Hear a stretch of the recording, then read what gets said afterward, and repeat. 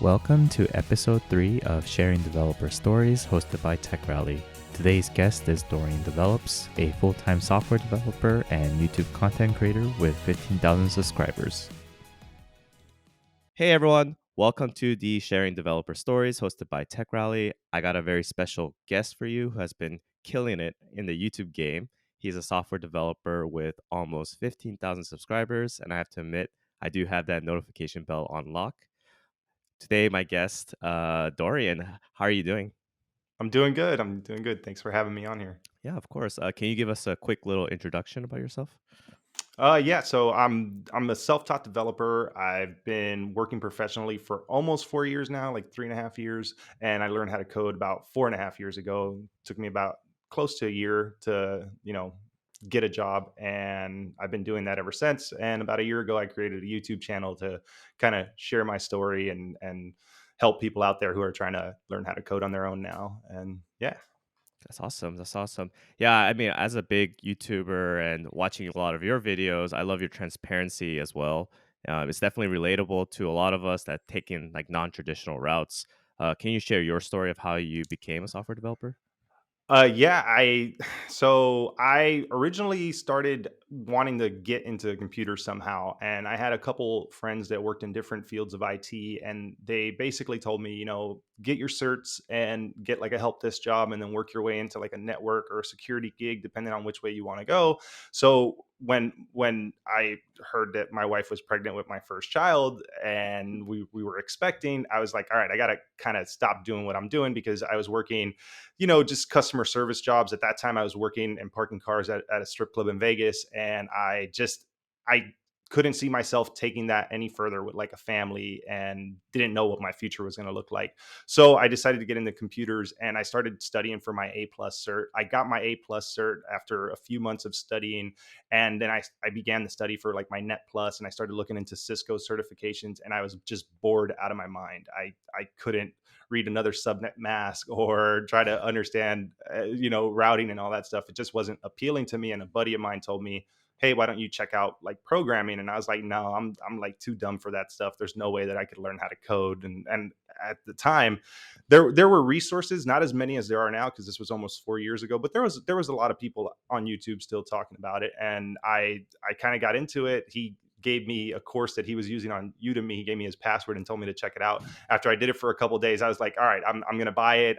And then that's how I started. I started with like a Ruby on Rails coding bootcamp on Udemy.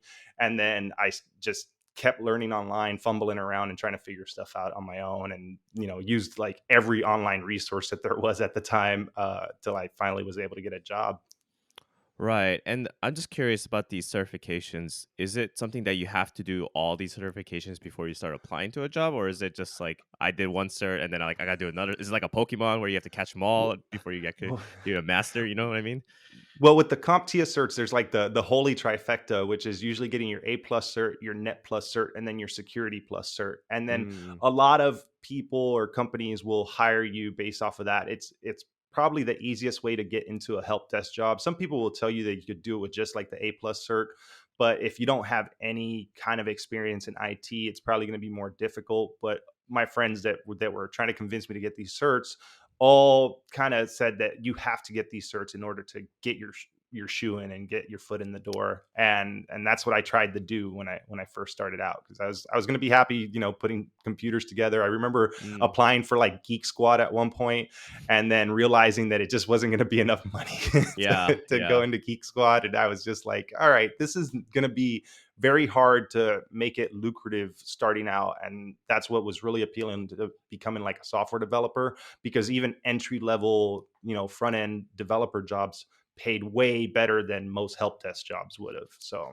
Right. that's one of the reasons why I decided to also learn how to code.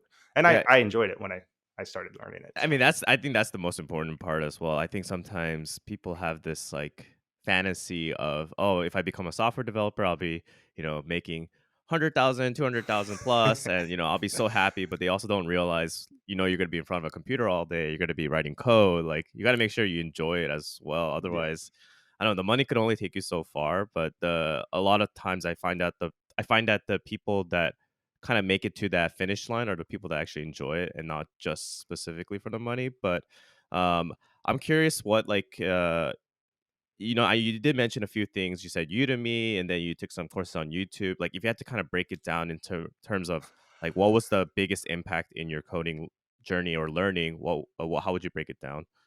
Ah, man, it was like I said, I just jumped around from one tutorial to the next, especially for I would say like the first 3 months or so. I was just all over the place. I had no guidance. I had no one that I knew personally that was a programmer and a coder that could tell me like, hey, like take this path. And I remember a lot of the times with much of the Udemy courses that I start off with, or some of the tutorials that I was doing, it felt like I would feel good with the HTML and the CSS, and then like Mhm. the JavaScript part would come, or the programming language. When it was the Ruby course, that's what happened, right?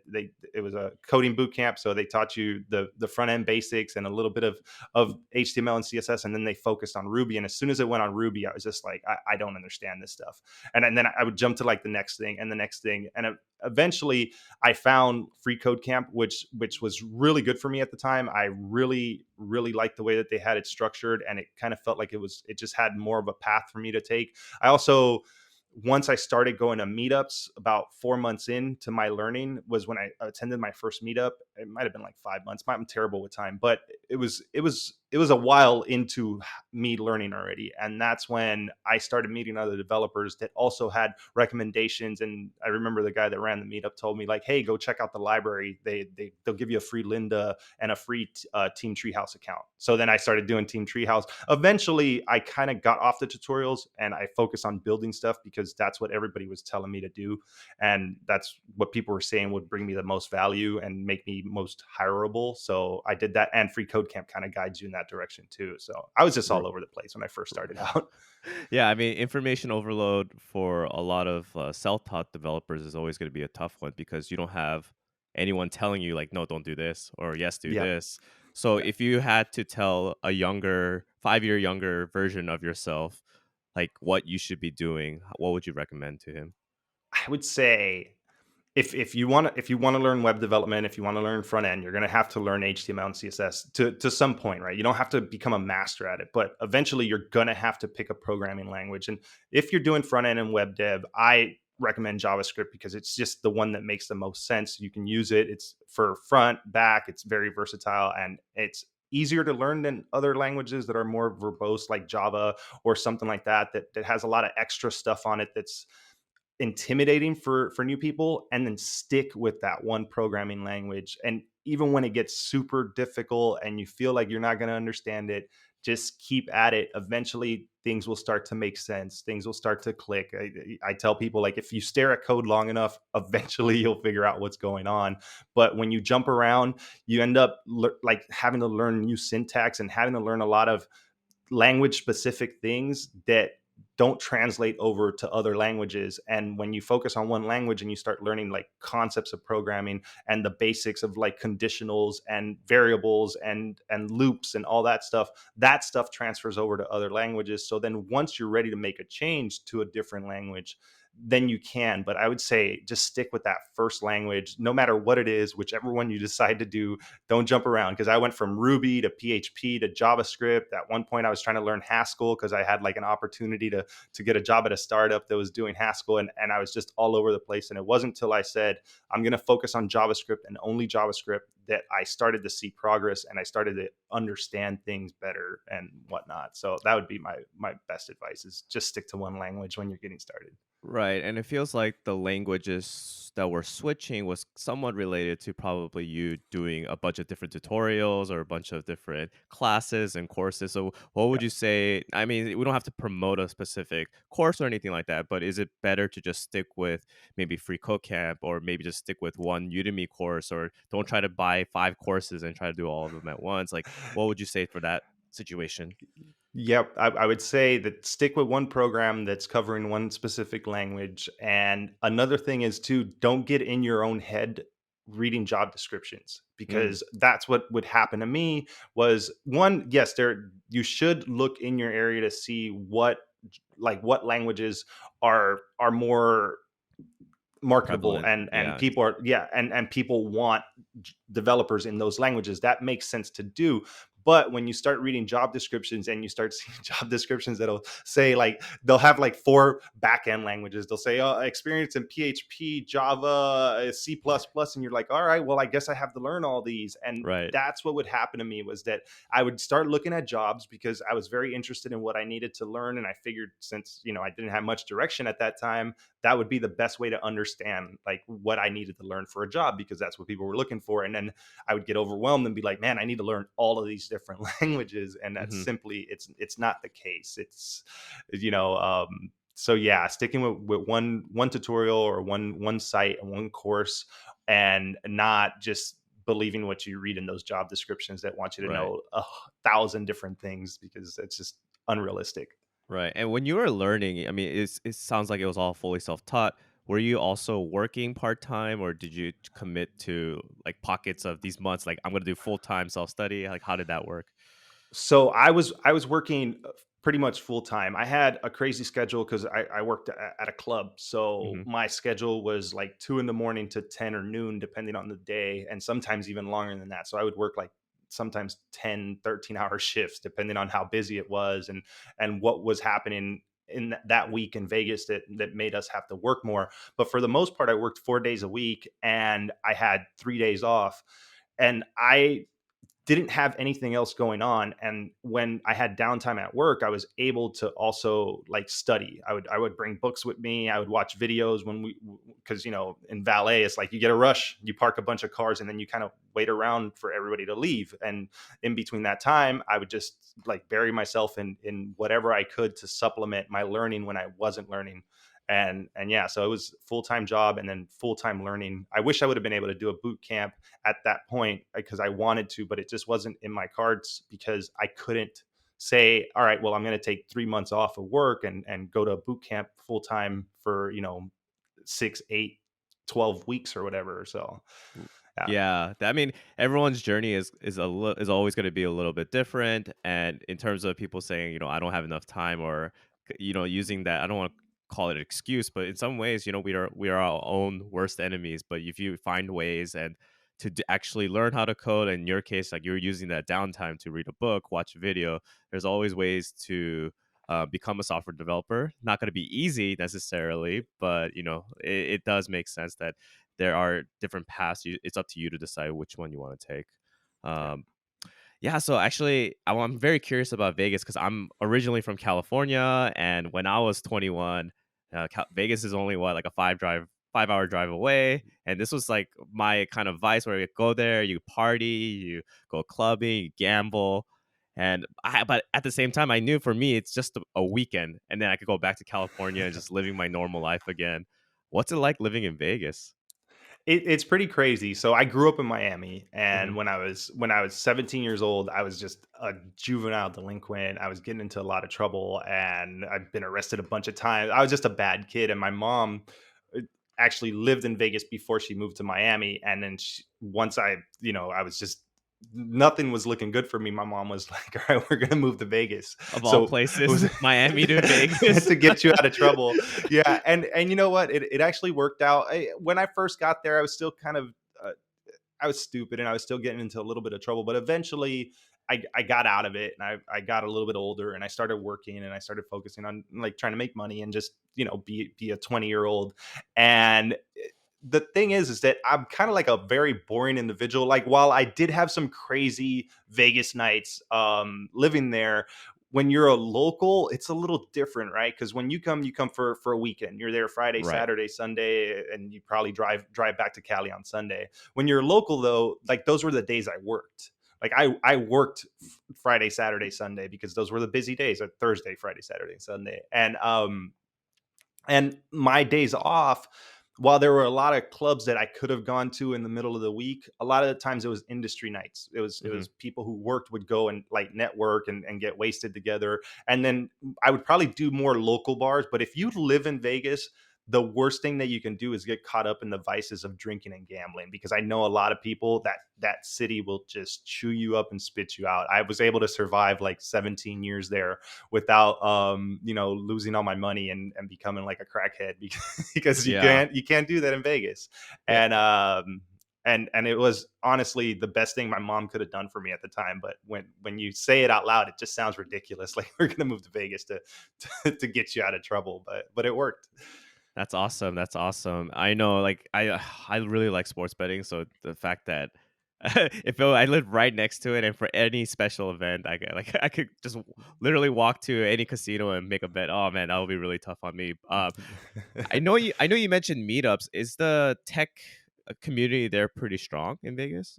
You know what? It's decent. It's better than you would think, and I've heard that it's actually growing because of a lot of the people coming from California that don't want to pay like the ridiculous rent and taxes, that they've been kind of migrating over to Vegas and Nevada, and it's better than you would think. They had the shout out to developers of Vegas. It used to be Demo Day, but they kind of changed the name, and they kind of changed the structure. But it once a month they would get together, and it would just be a bunch of people showing what they've been working on, and personal projects, professional projects, whatever. And when I first started going there, it was maybe like 20, 30 people's tops. And then I remember when I started looking for a second job, I went after a few years of not going, and it had grown to like 60, 70 people. And I showed like what I was working on. It was crazy, like how many more people there were there from 2 years before. And there was React meetups, and Zappos was there, and they tried to have like their little tech hub in downtown. And there was a few startups there, and Zappos would do a hackathon every like twice a year. And I went to one of those, and there was a scene, but it's not, Silicon Valley or the Bay Area by Right, any right, means. right. Yo, that's amazing. I was gonna ask you, like, were there a lot of people that were working as developers remotely, or were there a lot of startups in that area as well? But I think you kind of answered that question already with There were Zappos there. startups, but most of it was working like for casino jobs, or for those. There was a lot of those gaming companies that Mm. create like the slot machine games and whatnot. There was a few of those that were popping up, and like Konami was there, and there was another one, I forget the name of it, but it was like a brand new building, and they were focused on games, and there was some networking centers. Like there was a huge Switch center there that was more focused on networking and government jobs and stuff like that. But there were some startups.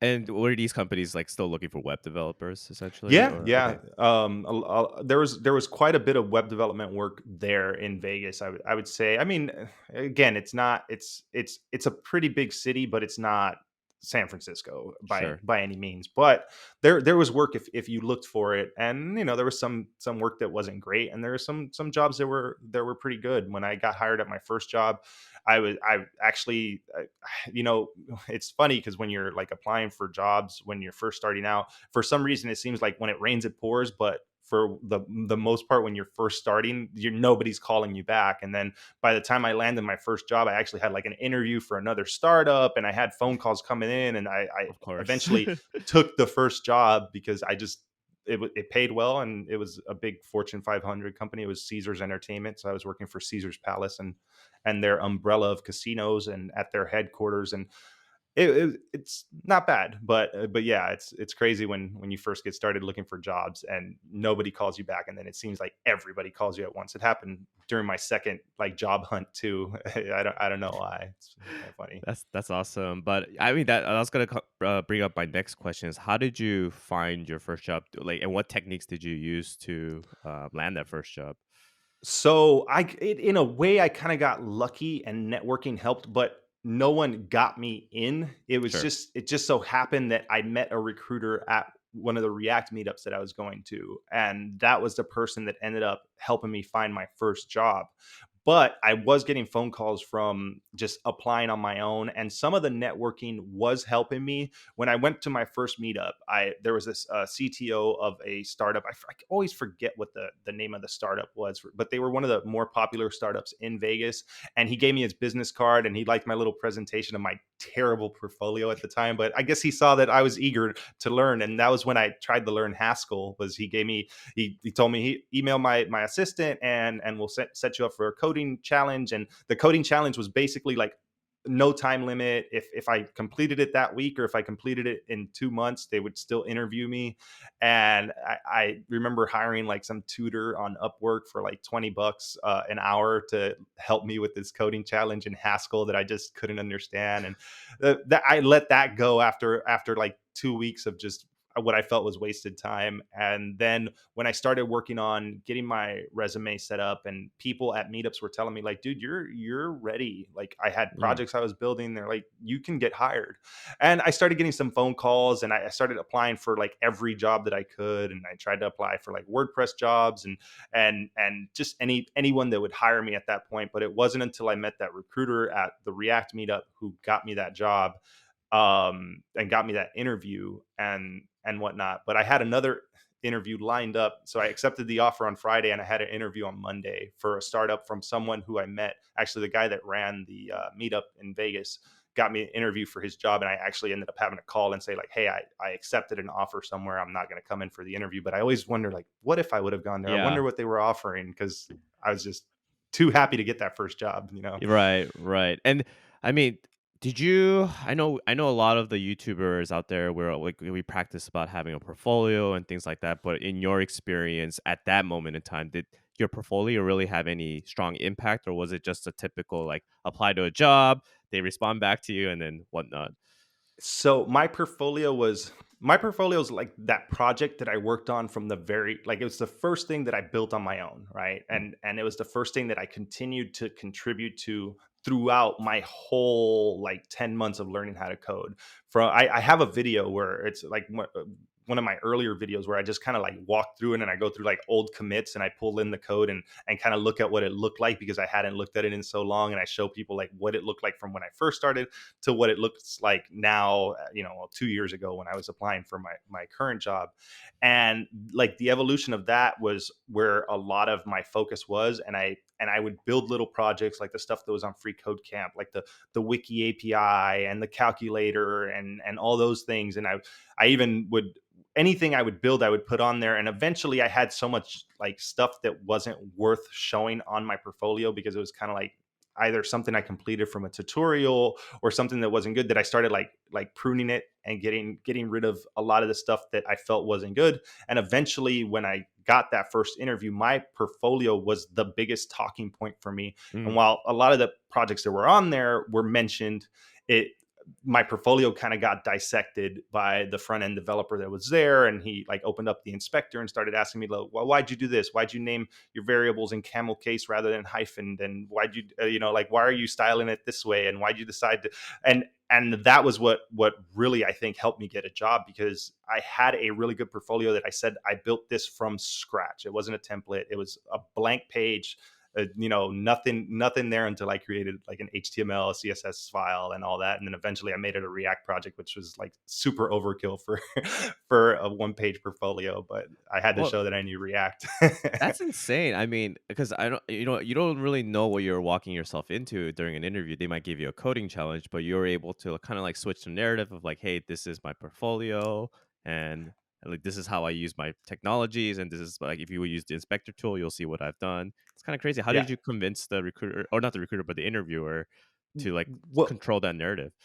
Well, I can't say I completely controlled it, but I guess me saying that, hey, I like, that was one thing that I was always so proud of it. Like I said, "Hey, I built this from scratch," because they Right. kind of asked that, like, hey, is this a template or what'd you do? And I was like, no, no, no, I built this all myself. And then that kind of drove that Right. conversation. It But was they still keeping. gave me a coding challenge, and it was, I guess the really good thing about that job was they were looking for people who they were looking for two people. They were looking for a senior developer, and they were looking for someone who was more junior, boot camp graduate, or they were open to people who were self-taught. And that's where I came in. And I was that self-taught developer that they were willing to interview for. It was never called a junior position, but the truth was they were willing to take a junior developer and train them up. And the coding challenge, looking back now, was actually really, like, if I had to do it now, it's super simple. Mm, But back then it was actually a little bit difficult, and they were very realistic to what they wanted. It wasn't whiteboards and algorithms. It was hey, like we want you to lay out a quick page. We want you to put like an input on the page. We want you to add a button. We want you to change the color of this header with clicking that button. And then they told me like you can do JavaScript or jQuery, you get extra points for JavaScript. And they were like, we also want to see how you Google stuff, so feel free to use Google. And they watched me work for like 30 minutes, and it was the most nerve-wracking Of thing to course, have like yeah. two people. And at this point I had a Hovering over you. terrible laptop. Yeah, they were sitting right next to me, and I had a terrible laptop, so I didn't even bring my laptop. I had to use one of their laptops, and I did it, and it went well, and I used JavaScript, and they were really impressed that I had used JavaScript. But I remember that at that point I had just been like consuming as much JavaScript as I could. I was starting to learn React, but I was just focusing on and JavaScript. And the night before that interview, I did the whole free code camp, like JavaScript section, like all over, except for the projects. But I went through all the questions on there because I didn't know what to expect. And I was thinking, like, I have to make sure that I know what I'm doing when I go in there. And I remember them, after I got hired, like praising me for how well I did. But their hiring process took like 3 weeks, and it was the most nerve-wracking thing because on one end I have a recruiter telling me like, hey, they really liked you, but then again I wasn't getting any calls and no follow-ups or anything. And then when I finally got hired, they told me like how well I did, that they were really impressed. And I was kind of, I thought I didn't do well, but apparently I did. And it just goes to show you don't really know how good you are until you kind of have to prove it. Yeah, I mean, I'm pretty sure I've been on a lot of interviews where I thought I did well, and then I didn't get the offer, and then I thought I didn't do well, and then you get an offer. So I totally get that sentiment, and I do agree with you. Like the coding interview process for a junior developer, I like to kind of come from the side when I interview junior developers. Like I don't expect them to like save the company, you know. So it's just really tough to watch sometimes, where like sometimes you test these junior developers on these crazy algorithms or like build me Minecraft or whatever. It just doesn't make sense because the experience level just doesn't match to what they're going to be doing. So yeah, it's a tough one. Exactly. Yeah. Yeah. I do want to talk a little bit more about your YouTube channel. I think you said you've had it for what, about a year now? March 16th. I'm trying to remember. Like I have the birth date of my first video uploaded, but it's like mid March. I think last year is when I uploaded my first video, and I'm like coming in hot. I don't know if I'm gonna hit 20K in the first year, but I'm gonna be close. I honestly thought that if I hit 10,000 in my first year, I would have been so happy. Mm, And then I had a few videos that did very well, like through December, that just kind of sent me, apparently the algorithm picked me up a little bit. I didn't go, to 100,000 subscribers, but right. I doubled. So in 3 months, I gained like 8,000 subscribers. And I went from like 2,000 subs to like 10,000 subs through I- December to, like mid November to January, basically. As someone who's had my channel for probably 2 years now, granted it was off and on and having 1,200 subscribers, I'm very happy and jealous of you. But it is amazing what you're doing because you do put in the work, and I could totally see that how much content you're pumping out. So I know sometimes I think you were trying to do this like everyday video thing at one point for like a week, and It, that was it a little tough, I assume. Yeah, no, my wife was not having that. Like, it's crazy because I wish, like, I've been enjoying YouTube so much that I wish that I could just do it full time, because I have like all these ideas of videos that I want to do, and then I end up doing talking head videos because I just don't have the time to like shoot all this B-roll, and I do all this research, and now I'm looking into starting to do some tutorials and whatnot. But then I end up just going back into talking head videos, and people have been responding to it because I basically just share my story. And like I tell people, like, there's nothing special about me. Like I am not like a smart individual by any standards, right? Like I'm a high school dropout. I learned how to code by just beating my head against a keyboard until my eyes bled from staring at a screen, and learned how to code by just brute force, basically. Yeah. And I think there's a big misconception that you have to be like this genius whiz kid and start coding in the womb to like get a job as a programmer. And I did it in my 30s. I did it with no experience and no technical background and with no education. And I think a lot of people are just responding to that because I don't sugarcoat it. I tell people like, hey, like it's hard. It was brutal, man. Learning how to code was one of the hardest things I've ever done next to like competing and doing jujitsu.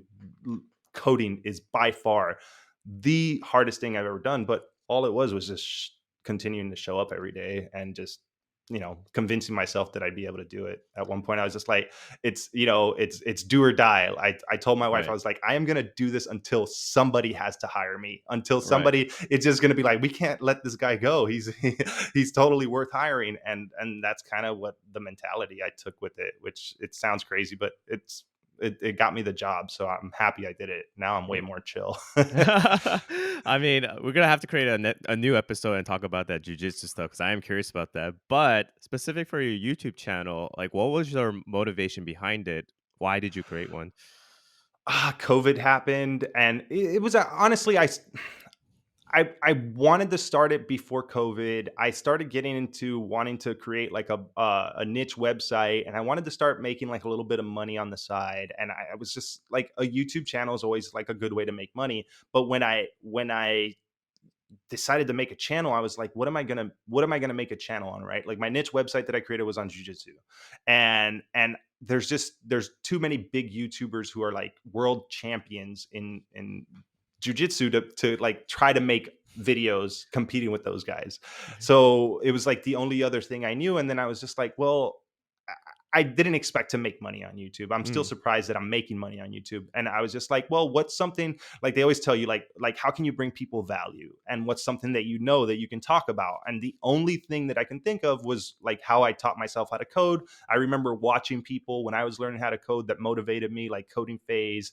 and Josh Fluke and like people like that, where they were sharing their story on how like they learned how to code and built their way up. And I was just like, well, maybe I'll give that a try. And then like COVID happened, we went into lockdown, and I was like, well, this is my new hobby because I can't go to the gym anymore. And then I just focused on it like as my extracurricular activity because I had nothing else to do on my free time.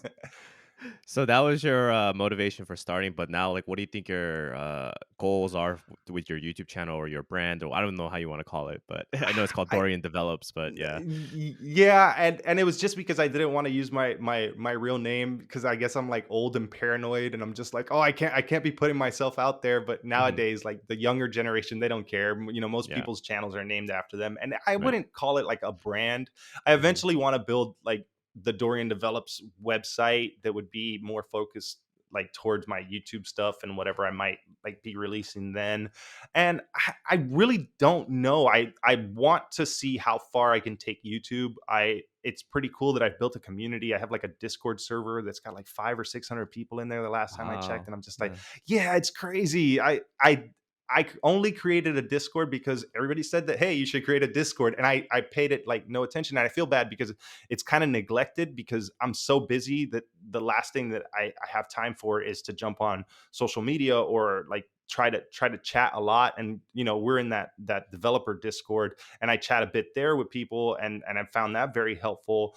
And I try to help people on the Discord, but it's just like I've only got so much time in the day. And maybe one day, if YouTube does right for me and I can do it full time, then I'll be able to like help more people out and focus on like creating content full time. But right now, it's kind of a little side hustle. I want to maybe build a couple more websites, build my Dorian Develop site, and try to see where I can take like entrepreneurship and going on my own eventually. Because I don't know if I want to work for the rest of my life a 9 to 5. I love software, and I want to focus my life and my income around maybe building my own apps or building tutorials or whatever it may be. But I don't know if I'm really feeling it of like working a job for the rest of my life. The more I think about it, the more I feel like it kind of ties me down too much, and I want more freedom. So Yeah, it's yeah. it's just funny how like kind of your life changes direction in the beginning when you're working in Vegas. You're like, I just want to be a software developer and have that stability.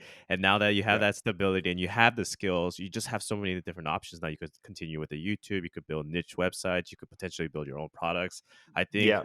at the end of the day, yeah, some people would like the 9 to 5, some people wanna do their own thing, but at least you have the option. Before, you didn't even have the option, you were just kinda like, "I have to do this, or otherwise, Yeah. what am I gonna do?" Yeah.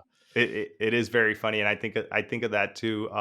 But for some reason, I've always it's the one thing that I've always had. Like I've had a strong work ethic, and I've always like when a job isn't for me anymore, or Mm, I'm not making enough money, or I don't see a future working for a company, I get out when the getting's good. And even before software, when I worked regular, parking cars or waiting tables, when I saw that the money was coming on a decline, or I didn't appreciate the way the management treated us, I didn't stick around at toxic jobs, and I always looked for like that next thing. But learning how to code was that biggest step I ever made, because some people come from like a help desk job, or they work IT, and they have some kind of background in computers before they become a self-taught developer. But I just went from like one end of the spectrum to the other, from customer service to becoming a developer, and that was my biggest jump. And then that kind of taught me that, like, if I could do that, then how else have I been limiting myself, and what else can I mm, do? And the mm. thought of maybe I spent so much time wasted when I was younger, that I would hate to like look back in 10 years and be like, man, why didn't I try to like do something for myself, and start my own thing, and do my own business, and see how far I could take it, because I've taken some other things so far that have, gone past my expectations, that I don't know. I would hate to live with that regret, because I live with some of that regret now, of like how I wasted my life when I was, 20 to 30 years old. Right. Those 10 years were just a blur, and just complete just waste of time. And I don't want to look back when I'm like 45 and say like, ah, man, why'd I just work 9 to 5 my whole life? It's I true. don't Yeah, know, it's midlife true. crisis.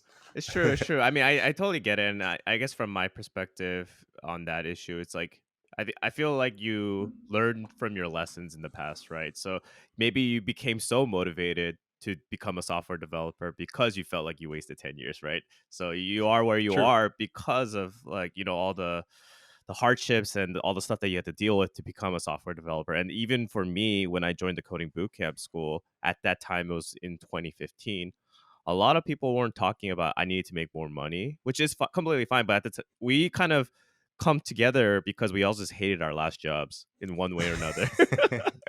Like, where one person was like a video producer, and he's like, I hated working for Animal Planet, and I just want to get into software development. I was like, yeah, I hated my job as an engineer there. I hated my job, but Yeah. weirdly enough, like I graduated with a mechanical engineering degree and went to coding boot camp. But to your point, like any type of background can, it doesn't even matter what you've learned in the past. You could be a software developer, and I can argue that a lot of the smartest people in my bootcamp were people in non-technical fields when they grew up. So it was just so cool to see that, becoming a software developer, there's no real like barrier to entry. It's just I feel like you're your own worst enemy in becoming a software Yeah. developer. Yeah. Yeah, that's Uh, crazy.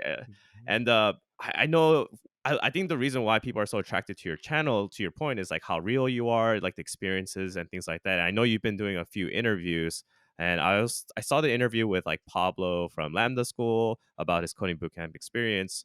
Like, what is your opinion about coding bootcamps before and after that conversation? So, so it's so funny, right? I created that video that like boot camps are out of control, right? Oh yeah, yeah. And I recorded that video 3 weeks before I released it, and I wasn't even gonna release it. Like, I watched the unedited portion of it, and, I screen recorded what I was talking about when I recorded it, and I kinda, like, started editing it, and I was just like, "Oh, I don't wanna do this." Like, I feel like this isn't my style, and I needed a video. And you've seen, like, I've been cranking out videos, so I don't waste a good video. If there's something that I can use, I'm just like, all right, I'm gonna post it and see what happens. And then I was surprised that got so much feedback.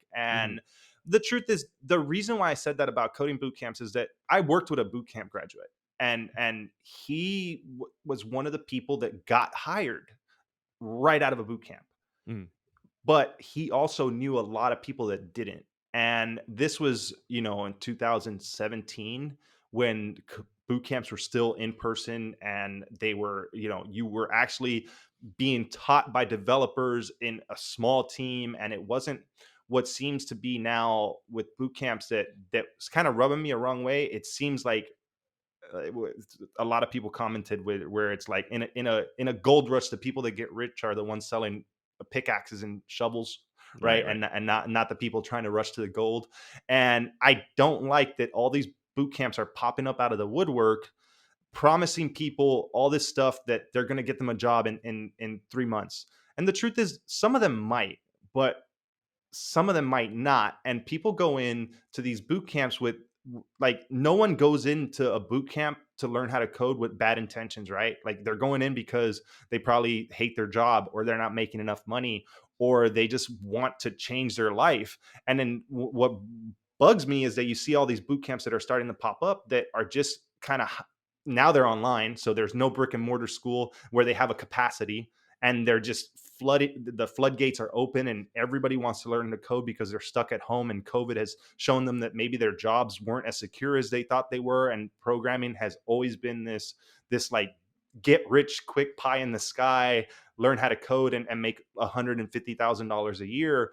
And when I see what I believe is that, some of these boot camps that are popping up that are kind of preying on that mentality, that's what bugs me. And I don't want to talk crap about any like specific boot camp, because the truth is I don't really know them that well. But when I see some of them that are saying, like, the post that made me create that boot camp video was that someone had joined an online boot camp that basically seemed like their whole curriculum was a self-taught curriculum, and then they offered a Slack channel, and then they offered like a weekend 4-hour online cohort. Other than that, like, the whole curriculum was self-taught from what the person said in that Reddit post. And they were enthusiastic and they were happy about it. And if anybody watches that video, they'll see that later in the video, once I read like the top of the Reddit post, the person did like a follow-up after his first week. And even that person said, it really feels like I'm just self-taught at this point. And he had already self-taught a little bit beforehand, but Hmm. he felt like how I felt and how many people who are self-taught feel, that it just wasn't enough to get them a job, and they wanted to go to boot camp because a lot of people feel that it's like it'll help you get your foot in the door, and it might.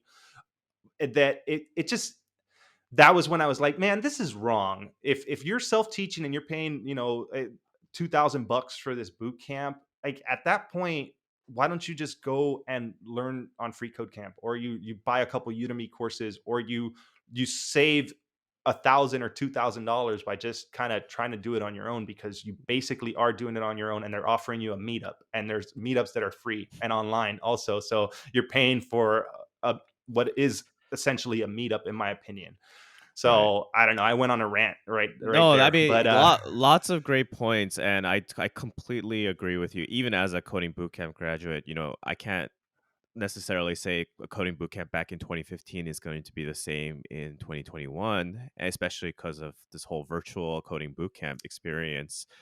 But at the same time, like I do agree, I do want to say that not all coding boot camps are cut from the same cloth. Like some are going to be good, and some are going to be bad. There are good courses and bad courses, but I think there's some due diligence on both sides, right? Like a good coding boot camp shouldn't just accept a crap ton of students, and in that case, I think I agree with you. It is very predatory as well.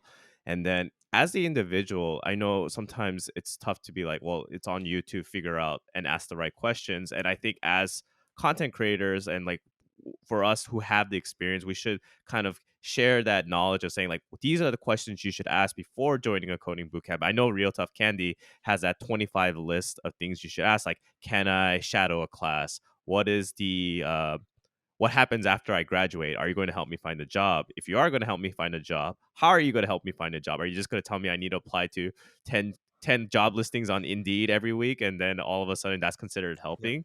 Like what kind of infrastructure do you have that will actually get me my first job? Do I have a career coach? And if this career coach is actually experienced, or is he a software developer? Like, what defines this person as a career coach? All of these things and questions, I feel like as an individual, you should ask them, because that coding bootcamp you mentioned was like $2,000, but most coding bootcamps are going to be like 15 grand or 17 yeah. grand. It's a lot of money, And if you're going to be spending that much money on a coding bootcamp, you got to make sure you know what you're signing up for. Yeah. 100%, Yeah. 100%. And yeah, and then the second half of that video was me seeing another post on Reddit for Lambda School and like all the controversy that's going on there. Yeah. And that's where that interview with Pablo came from. He saw the video and he reached out to me and he was like, "Hey, I was part of that class." And I wasn't there, but Of course. from Yeah. what he said, from what a lot of people were saying in the chat, from a lot of the comments that I've gotten from there, from a lot of people on Twitter that are kind of saying the same thing. It seems that Lambda School at one point was a really, really good boot camp, and then COVID happened, and they switched the curriculum, and they kind of it almost seemed like a bait and switch. And I don't necessarily think that it was that. I think that they saw that opportunity to go online, and then once they went online, they maybe overextended their resources and then had to like change the structure of their class.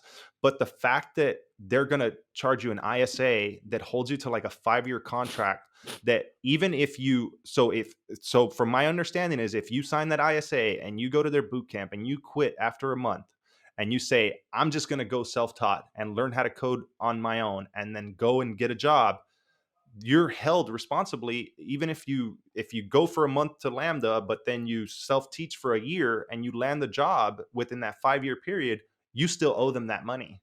And I find that kind of wrong in itself, but I understand they need to kind of cover themselves because they don't want to teach people for free. But at the same time, it just everything I've heard from it, like I don't want to speak too much about it, but everything I've Yeah. heard from it Yeah. seems pretty messed up what they did to a lot of those students there. So Yeah, I mean, it's a tough one, and I've been kind of researching lambda school and ISAs in general a lot, and maybe I'll save it for another video. But I do have a video that says don't do an ISA. I would personally just never recommend anyone doing an ISA. It's just way too complicated, and if you can't afford it, then there's also the self taught route, like you just mentioned. You could go on Udemy.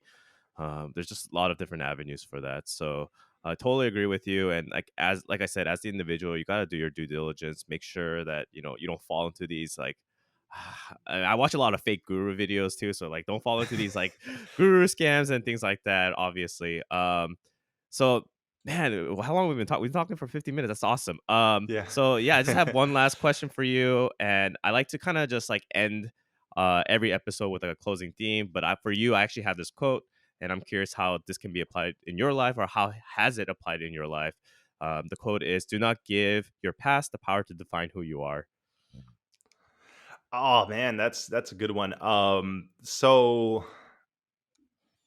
I've got a really bad past, and I realize now as I'm older that a lot of that stuff you can change. Like some of your past will stick around to haunt you.